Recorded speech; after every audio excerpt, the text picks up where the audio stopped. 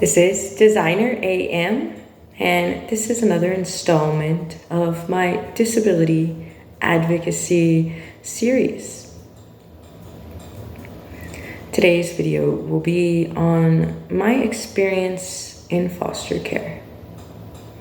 Today's video is thanks to Amazon Prime and supporting our community, delivering people what they need to where they need.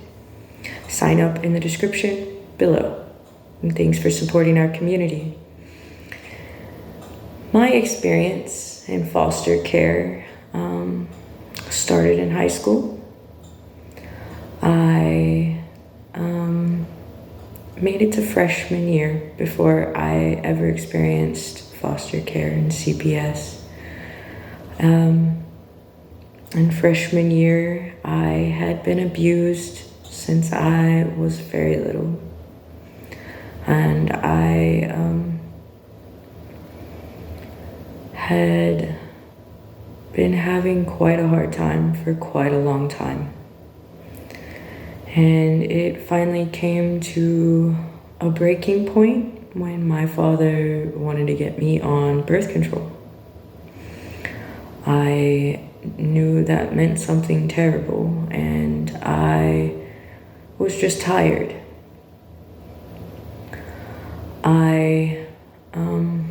The day it was supposed to happen, I went to my school counselor and told her everything. And that day, the police and CPS showed up at my school, and I never returned to my hometown. That day, they attempted to put me with other people in our family, other friends of the family, but no one was found. And within a few months, I was given to the state as a ward of state. I went from foster home to foster home, from emergency shelter to facility to mental health facilities as well. I moved pretty much constantly for 4 years.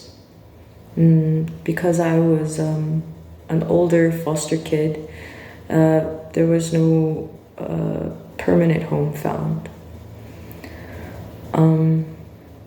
I was able to graduate from foster care.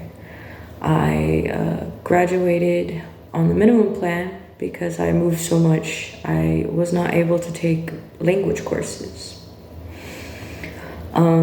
I didn't get to learn to drive.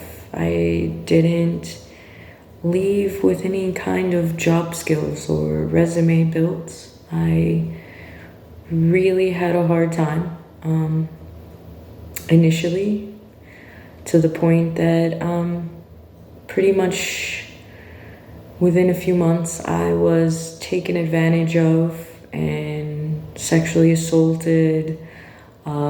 Someone stole rent money from me, and I was left homeless. And from there, I went to prison. Within 3 months, I ended up going to jail. But just since then, I have pretty much worked every day of my life to get my life in order.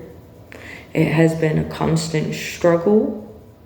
I have had detours, failures, setbacks, and I'm still fighting today to find my better tomorrow.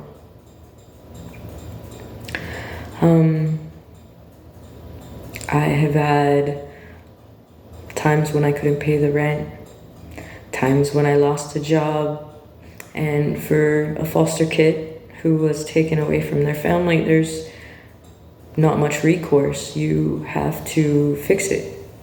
No one's gonna show up to save you. There's no family member out there that is gonna come help you with half the rent or make up the difference on a bill or help you sign for a lease. You have to have your stuff together at all times. People really don't understand how taxing that is, to always have your stuff together. that it's easy because you always have that safety net of family and friends and people that you have in your corner to catch you when you fall. People just really don't understand how difficult it is. But I have spent every day of my life slowly putting my stuff in order, building a foundation underneath me to catch me when I fall, although it's always quite sparse.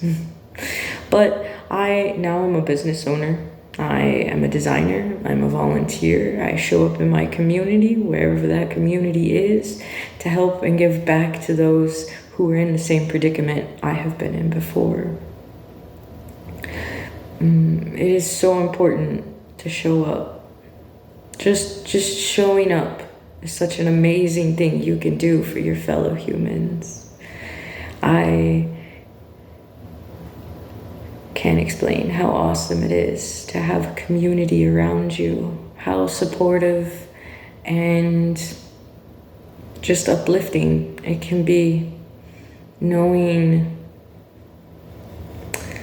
that total strangers can love you so much.